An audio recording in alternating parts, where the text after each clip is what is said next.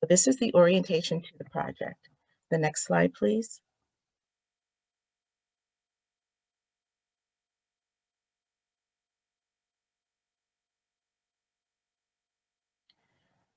So our goals for this evening are to discuss the codes of conduct, how we can feel emotionally safe as a group by sharing and communicating ideas or feelings, by being respectful and honoring each other's emotional space through confidentiality, privacy, and respect for each other. Next, we will share some common terms and definitions that are used in the opioid awareness and prevention community so that we have a basic foundation from which to build knowledge and understanding about this important topic. Then we will be introduced to what an opioid is and the signs of someone who has a substance use disorder. And finally, we will discuss a few theories, which are ideas intended to explain what may have caused a person to become addicted to substances. Next slide. Next slide, please. So this is just a reiteration of what I've said before. Some of our group rules: show respect to everyone. What is said in the group stays in the group. We only want put-ups, no put-downs. We are to be polite and listen when others are talking and sharing.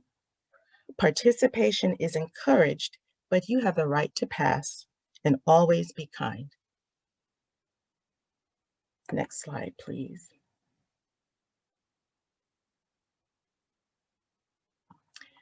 Why we are here.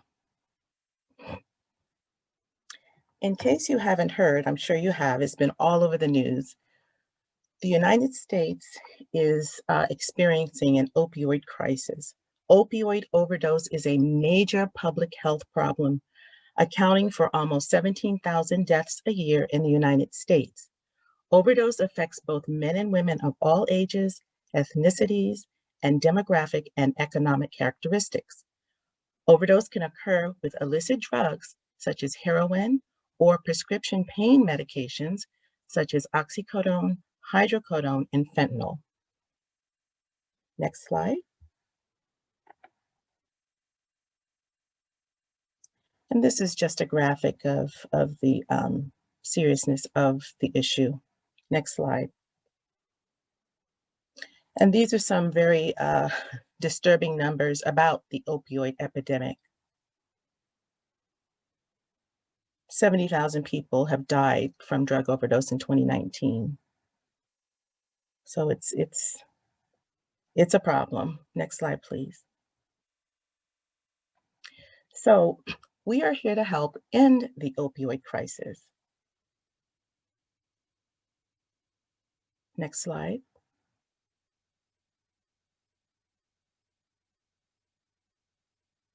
And we are going to do this through prevention, next slide, and awareness. We are not a treatment program. We are an education program where we teach our community members how to prevent the use of opioids and also awareness. So, like I said in the introduction, we're going to be learning some common terms that are used in this community. And so the next few slides are going to be about the language of addiction. Next slide, please. It is important to understand some of the commonly used terms and definitions in the addiction community to build a foundation on which we can create understanding. For this evening, we won't have a lot of time to go through each definition, but I just want to give you some words that you're going to become familiar with. Next slide.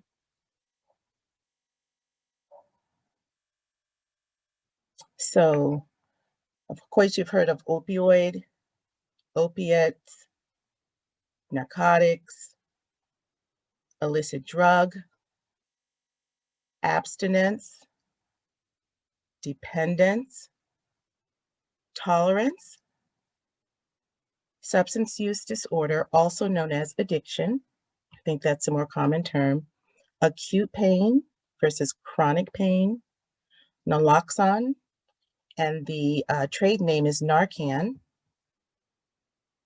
methadone, opioid overdose, non-opioid therapy, non-pharmacological therapy, harm reduction, cravings, trigger, and person-first language.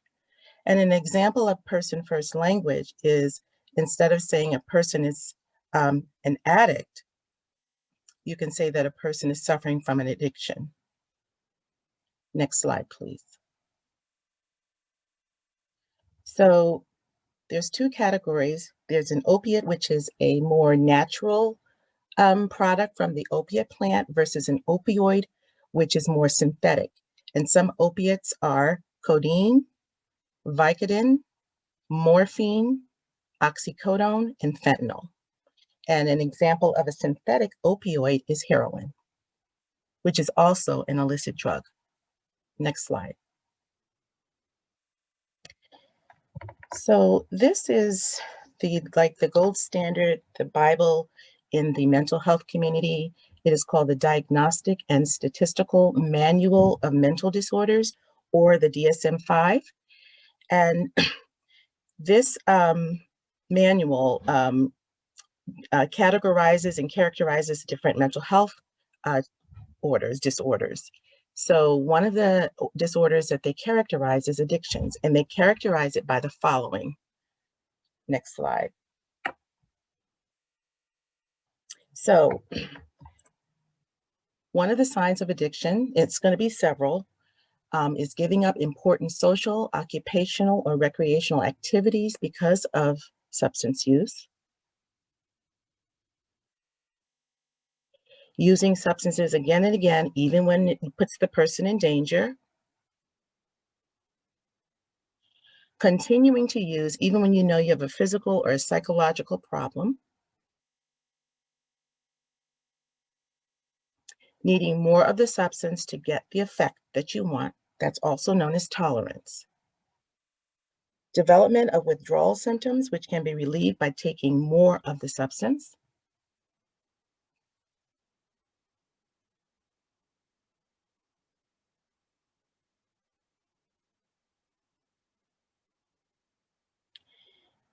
Giving up important social, I think we already did that one. Taking the substance in larger amounts or for longer than you're meant to, excessive amounts, and extended usage. Wanting to cut down or stop using, but you cannot do it. Spending a lot of time getting, using, or recovering from the substance. Cravings and urges to use a substance.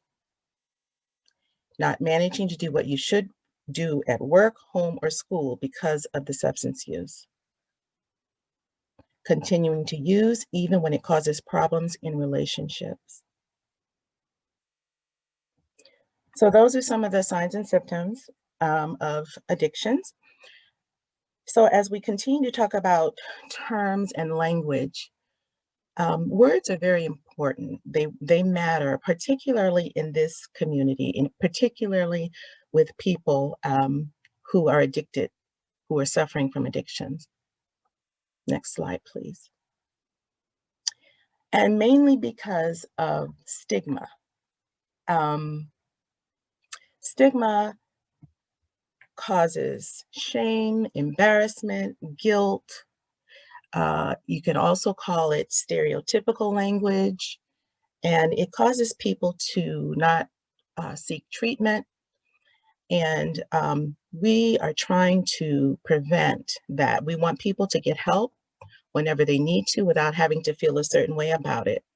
So in the mental health and substance abuse community, they're trying to do what they call person-first language, meaning that instead of looking at a person who is addicted, you would say, the person is suffering from an addiction. Instead of calling them an addict or another derogatory term, you would say that it was be a person who's suffering from an addiction. Next slide, please. And I hope this can come up, but this is a short video on stigma.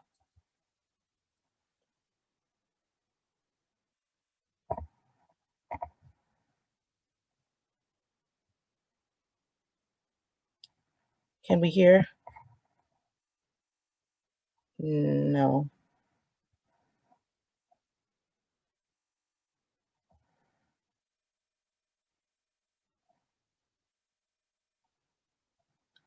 Hold on.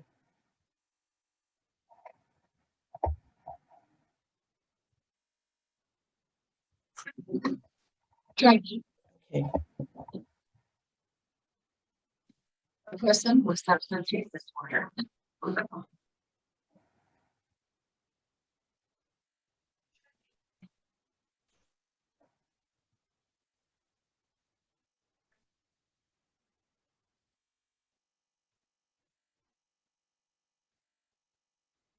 God.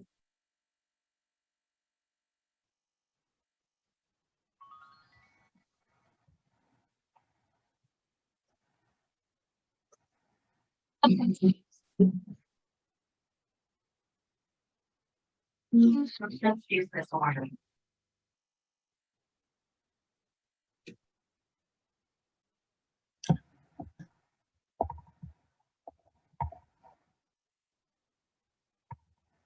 So by choosing to use compassionate language, everyone can begin to break down the incorrect stereotypes.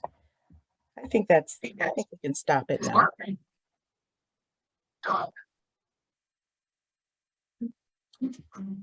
Thank you. Next slide.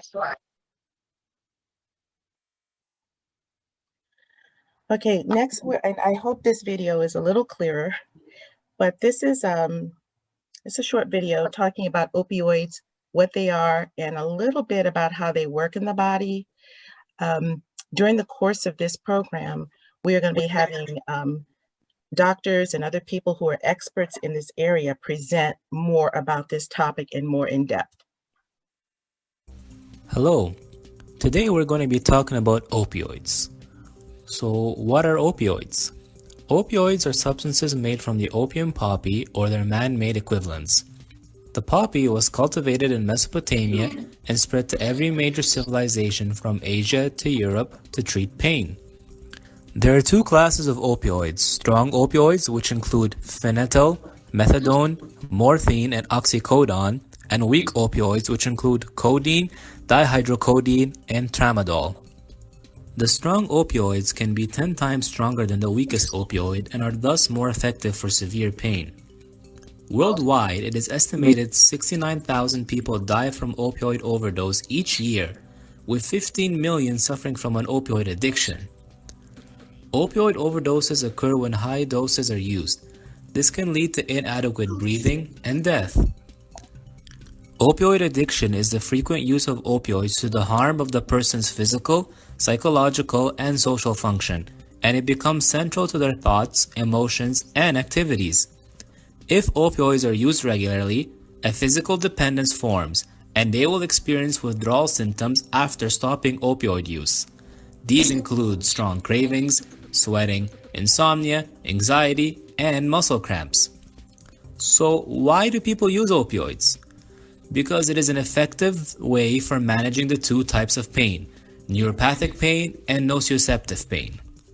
Neuropathic pain is pain in the body that occurs from nerve injuries from trauma, cancer, or neurological diseases such as Alzheimer's and Parkinson's disease.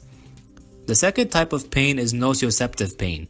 This is pain arising from tissue injury and inflammation such as toothaches, sunburn, and rheumatoid arthritis. The use of opioids produces pain-relieving effects including pain suppression, relaxation, drowsiness, and euphoria. It stimulates the reward centers in the brain for the release of dopamine neurons, which regulate feelings of pleasure. The speed and intensity of the drug's effect depends on how the drug is taken. If taken orally, the effects are gradual and are felt in about 10 to 20 minutes. If injected into a vein, the effects are more intense and felt in about a minute. When opioids are taken to relieve pain, the length of the effect varies depending on the type of opioid taken and history of opioid use. For many, a single dose can provide pain relief for about 4 to 5 hours. A single dose for chronic pain relief is about 200 milligrams per day. Adverse events and side effects occur with increasing dosage or with daily doses of 300 milligrams per day or more. These side effects include constipation, decrease in breathing, difficulty concentrating, vomiting, sweating, and loss of appetite. Additionally, opioid users can develop tolerance. This is a reduction in sensitivity to opioids following repeated use. This means higher doses are required to produce the same effect of pain relief. So, what treatment options are available for those of opioid dependence? In order for treatment to be effective, a diverse range of options are needed. This includes detoxification in combination with both psychological and pharmacological treatments. Treatment for opioid overdose includes naloxone, which completely reverses the effect of an opioid overdose by blocking opioids from binding to receptors in the brain. However, this will only work if naloxone is administered on time. For more information on opioids, please check out the Center for Addiction and Mental Health and McMaster University National Pain Center. Okay, thank you. Next slide, please.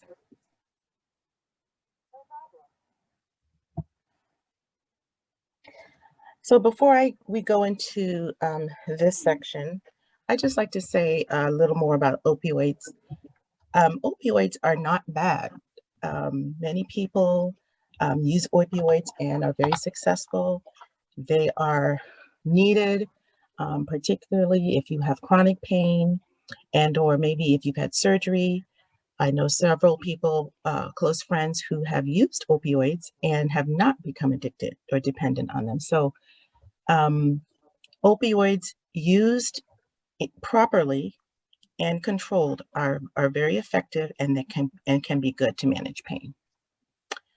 Okay, so next we're going to talk about a few theories of addiction. And like I said before, theories are just ideas to try to figure out why some people might become or have become addicted to drugs. Next slide, please. So these theories include the moral theory, the psychodynamic theory, the social cultural theory, and the disease theory. Next slide. So the earliest, this is the earliest of the theory regarding addictions, and people who propose this theory believe that the addiction is a result of bad character.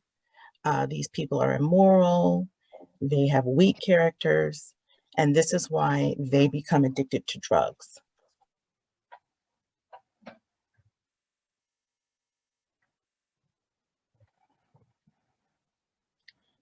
So the psychological dynamic theory has more to do with people who, because of their experiences, like maybe their past experiences, they've had trauma, they are involved in traumatic relationships or abusive relationships, they become dysregulated, they cannot control their feelings, they cannot control their memories, so they turn to drugs. Next slide, please. The disease theory is probably the most researched and current theory that people are using today. This theory proposes that addictions arise from the brain changes in the brain. They arise from genetic or hereditary causes. Also, when people start using them, they cannot help it because it changes the brain. It changes the chemistry of the brain, so they become dependent on the disease. And a lot of times people equate the disease theory of addiction and they liken it to when a person has diabetes or sickle cell anemia, and they feel that it is not the person's fault.